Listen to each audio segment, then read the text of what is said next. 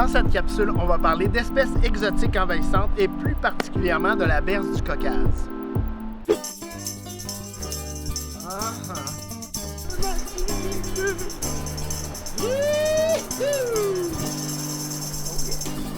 Au fil des années, on a introduit beaucoup de plantes dans nos jardins à des fins ornementales.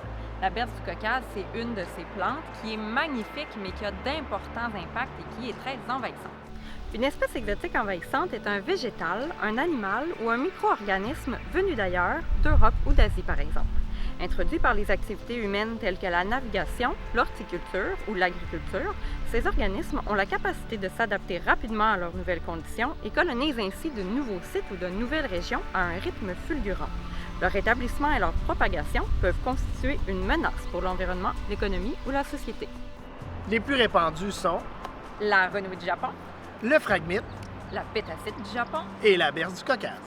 La berce du Caucase est une plante envahissante qui a été introduite à de nombreux endroits, y compris en Europe, en Amérique du Nord et en Australie, où elle pose d'importants problèmes autant pour l'environnement que pour la santé publique. Quelques trucs pour la reconnaître. À maturité, elle possède une tige florale de 3 à 5 mètres, tachetée de rouge et de très larges feuilles. En début de saison, c'est une plante à tubercules, donc elle est très active et ses feuilles sont très lustrées. Elle préfère les milieux frais et humides, en zone rurale, notamment le long des berges et des cours d'eau, le long des fossés et des terrains verts. On la retrouve plus rarement en zone urbaine. Il faut aussi faire attention de ne pas la confondre avec la berce laineuse, qui, elle, est indigène et plus petite. Les risques associés à la berce du Caucase sont nombreux.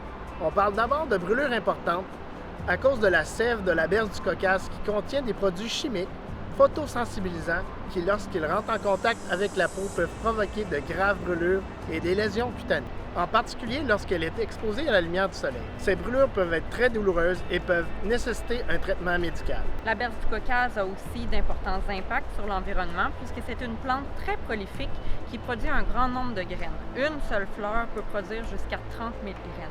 Les nouvelles pousses peuvent remplacer la végétation indigène en colonisant rapidement de nouveaux territoires. De plus, la plante a la capacité de se propager le long des cours d'eau grâce au mode de dispersion de ses graines, ce qui lui permet de coloniser rapidement de vastes zones et de perturber les écosystèmes locaux. En raison de ces risques, il est crucial de prendre des mesures de prévention et de contrôle pour limiter sa propagation, pour protéger la santé publique et l'environnement. Donc, comment lutter contre la berce du Caucase? On peut d'abord faire de la lutte manuelle qui consiste à arracher les plants de berce, mais ça doit être fait par une équipe qui est formée, qui a les bons outils, les bons vêtements pour faire cette action. Cette méthode consiste donc à arracher physiquement les plants de berce du Caucase en veillant à retirer au moins 20 cm de racines pour prévenir la repousse. On peut aussi installer une barrière physique. Une installation de barrière géotextile peut aider à empêcher la propagation des graines de la berce du Caucase, en bloquant leur dispersion par le vent ou l'eau.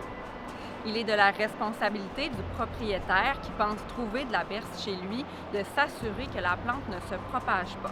Par contre, si on pense qu'on a de la berce du Caucase à la maison, il faut faire très attention de ne pas la toucher. À ce moment-là, il faut en faire mention à Sentinelle, qui est un outil du MELCCFP.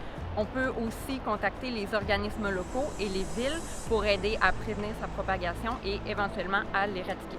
Comment vous pouvez aider à éviter de propager la berce du Caucase? Il est important de bien s'informer sur les variétés de végétaux avant de commander des semences de plantes ou de transplanter des espèces horticoles ou de faire venir de la terre ou du matériel végétal d'ailleurs que du Québec.